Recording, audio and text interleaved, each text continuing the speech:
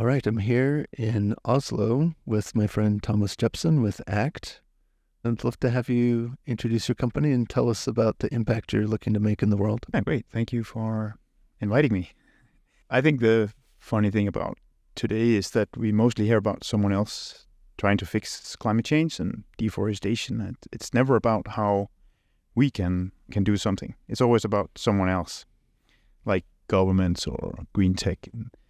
And at the same time, the shoppers, we wield 60% of the gross domestic product, and we are really a powerful entity. If we could just coordinate the way we shop, we could have a tremendous impact. What if we could connect the shoppers around buying tomato A over tomato B because it's more environmentally friendly produced and maybe the people are treated better? That would be a really simple decision to make for everyone. And we would be able to allocate our combined spending power to the value chains that actually matter. If you had to pick one metric for societal transformation or impact, it's actually the amount of money you can move in what direction, who's moving it, and how fast is that money moved.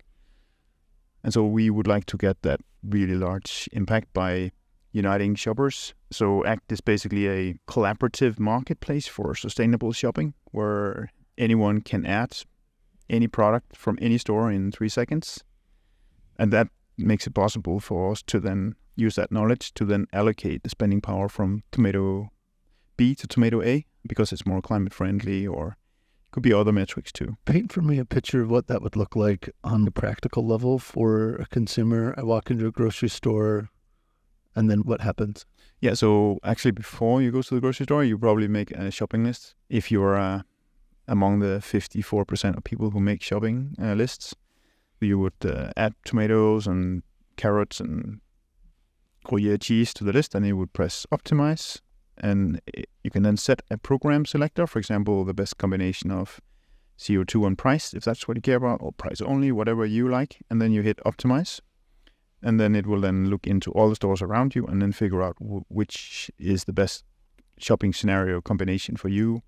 And it would then be trying to get you to buy the best tomato A, the best carrot A, the best or the alternative in each product category.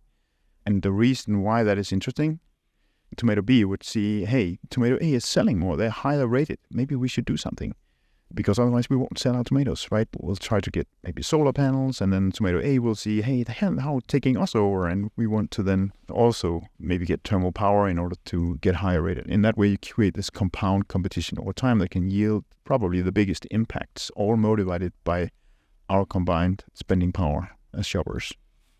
So the major energy consumption in tomato production is the heating of the greenhouses. Like 75% of the energy footprint. So the one question, if you really need to ask one question, it's how do you heat your greenhouses?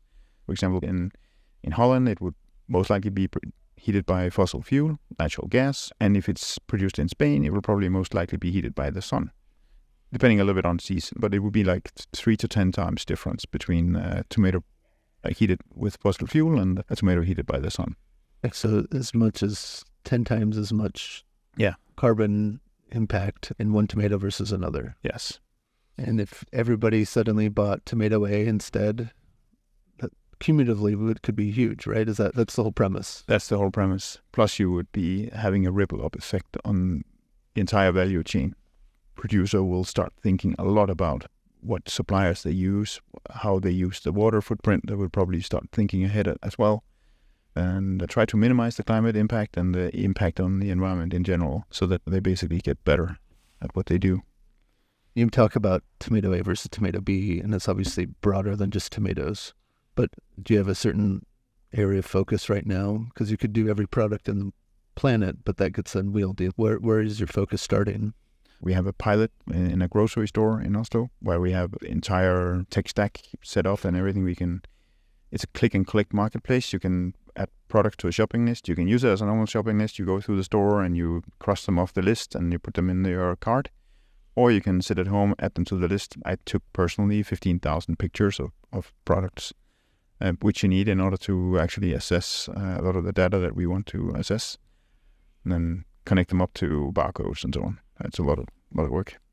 Tell me about the traction you have so far. Where are you at in that process of, is this just a napkin sketch in your head? Is it a fully baked app ready to go that I can download from the App Store? Where in that journey is it right now? Yeah, so it's in early access. It's what you call it on Google Play. So if you have an Android, you can download, but you need a special link to do that. Otherwise, you won't find it on Google App Store.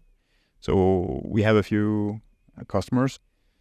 So far, we've raised 450,000 euro, and we used that to develop that app. Now we're looking ahead. It's basically just a Shopify solution, and the next steps will be much more focused on data gathering and mapping of grocery stores. Our analysis shows that we can map the entire world of grocery stores in less than 5 years, which is substantial. Of course, we start with Norway, so Norway in less than 1 year, but we'll probably, as soon as we have that tech ready and scalable, we'll start scaling in Europe first.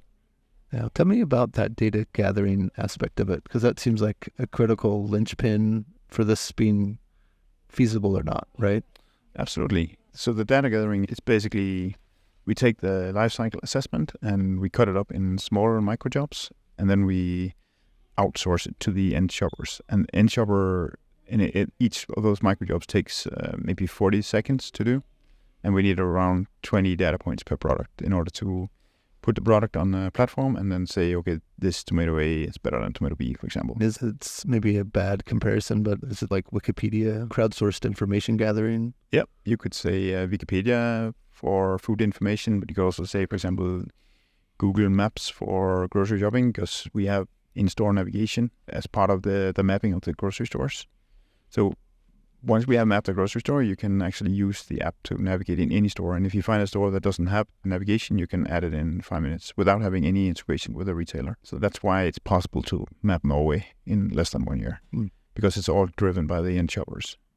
Yeah. What's the biggest hurdle you're facing right now? So we are currently fundraising. We would like to develop that technology for mapping grocery stores and for gathering the data.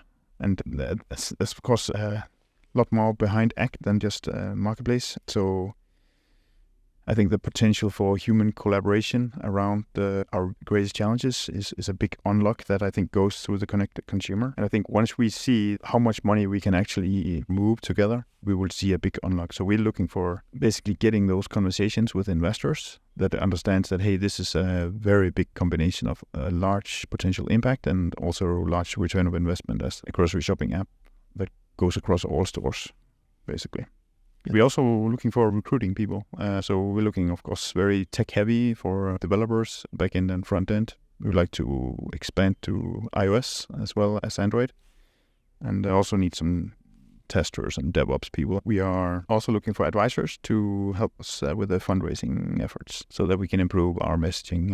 An investor has a lot of options where to put their money, especially in the last few years. With just impact as a lot of people are jumping on the bandwagon. Why would an investor choose to put their money into ACT versus other options? So I think the potential monetary impact that we can have as consumers, like 60% of the GDP, is the potential upside that we can potentially move. We are crowdsourcing data. That means we have a potentially very large data gathering capacity, and we could potentially partner up with an existing carbon accounting company, for example, who needs a crowdsourcing arm for really going deeper in the data and going wider in the data. But they should choose us because that impact, but also we have a democratic organization, which is very aligned with shoppers. If you ask them to help you, they need to have a very big reason. And I think the reason that we are basically more democratic than other companies, so we want to represent that future that we want to see happen in the future. My dad is a pioneer in mapping the Greenland ice. I'm Danish myself, and my dad was mapping the Greenland coastline. I'd like to say that I'm walking his footsteps in a way by making it possible for us to map the insides of the grocery stores. And that is data that is very hard to get to, like product prices, in-store locations, and then all the derived data that you can get, like nutritional information and ingredients that we can then use to help people choose their products really easily. Talk to me about the business model. How does that all work? We earn a transaction fee from the grocery stores when they integrate with us. We map them, and so in return, the shop will get higher rated products because now ACT is part of the value chain. And all the shoppers will see that this shop is now contributing to the ACT movement. We ask the shoppers to ask the retailers to integrate with us. That's the way to drive this very fast.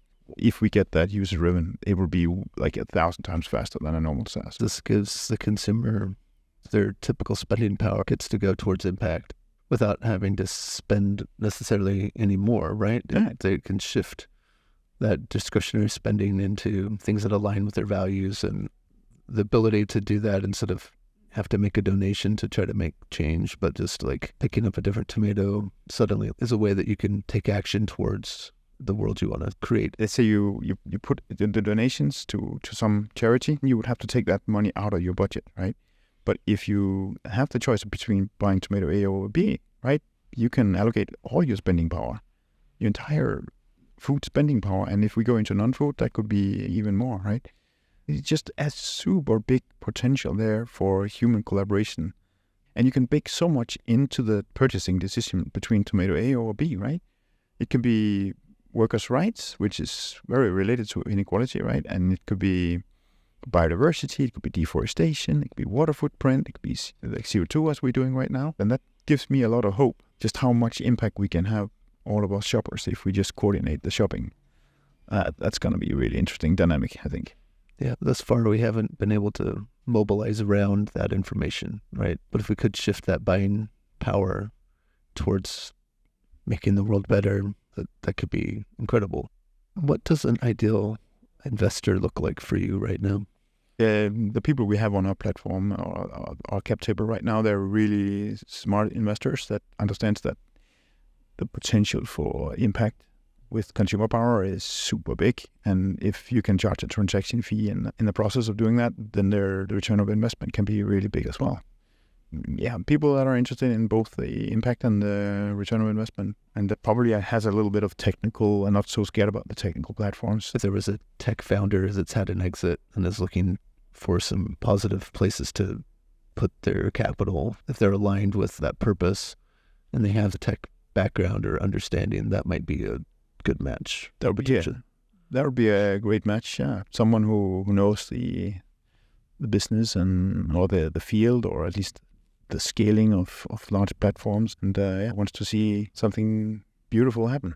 How can the community be a resource to you right now? They can use the app once we get it out there. That will take at least half a year from we get the funding to it becoming a really available resource. They could follow us on LinkedIn and Facebook. Our webpage is AACCT.org. If they want to work in the company as a developer or a life cycle assessment specialist or tester or DevOps and maybe advisor, those are the great options. Just reach out. What are you most excited about looking forward? I really would like to see this in the hands of people, and when they start to see how much we can do together if we work together, I think that everyone will see the amount of money extrapolated to a year that we together are shifting. And for example, my little daughter, she's 13 years old, right? And she said, Dad, you're working too much. And she's right about that. But then I tell her, yeah, you know what? You can become an action hero. Oh, what does that mean? That means that you can probably invite 10 of your family members, and you can probably call each of them to have them also invite 10. She could do that. Probably will take her a week to do that, right? And then, do you know how much money you would be shifting if you did that? No, let's say 100,000 euro every year. That's a lot of money for a little girl who just helped adding some people to shop more sustainable. So I think that's my hope, to see the young generations become the action heroes they ought to be. That's why we call ACT. We want people to become actors. I'd agree. Businesses will change when their customers tell them with their dollars or their euros they want something different. They'll change overnight. As soon their product doesn't sell, they ask why, and they want to change, and they do something about it. And if we can send that loud of a signal collectively as consumers, that's how we actually have a voice and power to make a difference. And it can go as fast as we want. That's the thing, right? We are participating on the future we all want to see. It's going to be so much fun to pick up those stories. Excited to see it get traction and see it come to life. Great. Yeah, awesome. Me too. Thanks. Thank you, Thomas. Thank you, Jack.